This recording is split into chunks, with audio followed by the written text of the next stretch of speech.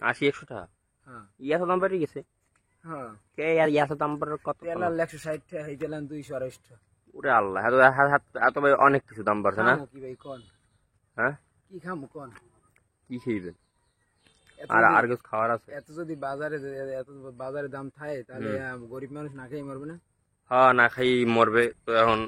কত লিখে জানেন? বন দি একটু বন বইয়ে কথা কোন আমার লোক একটু কথা আছে এখন হনেন, আমি কই কি হনেন।